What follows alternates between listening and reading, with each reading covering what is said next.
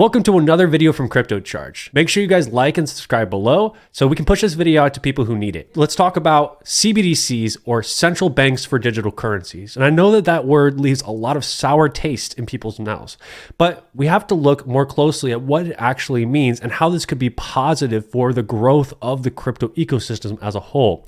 Right now, central banks control the amount of quantity or the quantity of money that's out there in the ecosystem right now, right? And they can do this by buying and selling securities and treasuries and essentially manipulate the amount of money that's out there, right? And that doesn't sound great. Nobody likes central banks. Nobody likes government overreach. I certainly don't. But when we look at the grand scheme of things, if we want to see the crypto ecosystem grow, we want to see it worth 10, 20, 30 trillion dollars, you need to have a low barrier of entry for individuals to enter the crypto ecosystem. So right now, I'd have to exchange my fiat dollars on an exchange for a stable coin like USDC or USDT or something else, right? And that for a lot of people is a big barrier of entry. Moreover, if you think about what you have to do to actually take your crypto off exchange after that, right, is wait a seasoning period. And some exchanges offer that debit card feature where you can take them off instantly, but there's generally a few day wait, anywhere from 3 to 5 days, sometimes quicker if you do a wire transfer, but most people are not doing wire transfers. So again, there's that barrier of entry and that friction for people taking their US dollars into the crypto ecosystem, right? So that's keeping money out that could easily be being put into high quality coins, being used as utility coins, right? So when we look at CBDCs, all CBDCs are taking the existing legacy system and making it digital, right? So if we want to have digital US dollars, digital yuans, digital rupees, right? Somebody has to regulate and issue those. So they're going to take their infrastructure they already have, make it blockchain, make it Web3, right?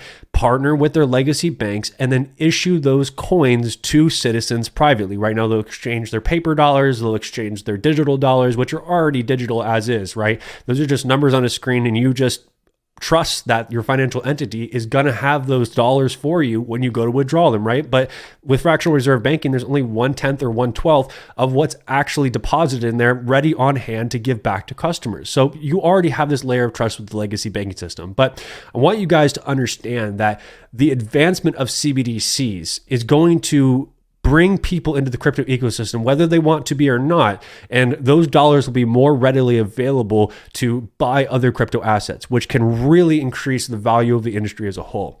So let's take a look at a few examples of what's actually happening out there right now. So the first one's about China. China pushes its digital currency plans. The US falls behind. The US is now working on their digital dollar and CBDC testing, but not until the rest of the world was full steam ahead. China's digital yuan has been piloted in 15 provinces and tested across multinational financial networks. What about India? India to test digital rupee in 4 cities with 4 banks. The test, which will start on Thursday, will be extended to include another 9 cities and 4 more lenders in a later phase.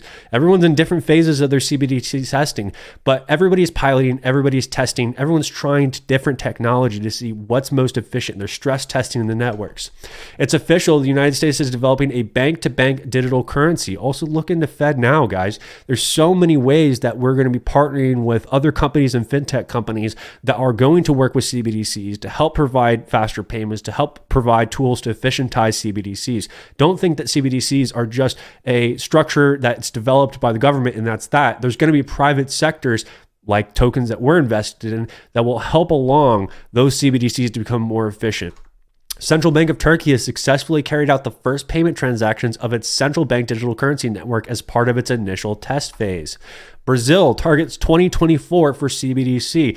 Fun fact, if you guys look up Travelex Bank, you guys actually see that Ripple's ODL corridors is being used right now with that bank, and they are setting up to be one of the first banks out there to do CBDC testing using the XRP ledger. Very exciting stuff. Australia's CBDC pilot to be completed in 2023. The pilot, which is exploring innovative use cases for central bank digital currency, kicked off in August of this year. So everybody's been working on this in different phases, right? If you look just about a year ago, it was about 70% of central banks that were testing CBDCs. Now that number is a whopping 90% of countries testing CBDCs. So that means only 10% of central banks are not testing CBDCs, or at least not publicly letting us know, right? So although, yes, is there a concern that there could be government overreach, that they're going to trace your transactions? Of course, but anything that you do digitally now, bank transfers, sending money over wire, making a payment, right? All of that is tracked, and that's on a private ledger, whether you use Wells Fargo, Chase, the Bank of America, it doesn't matter, right?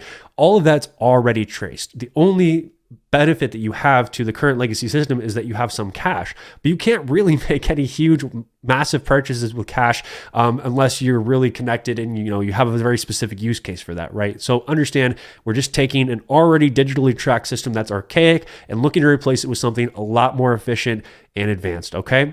I hope this video was helpful for you guys. See you guys next time.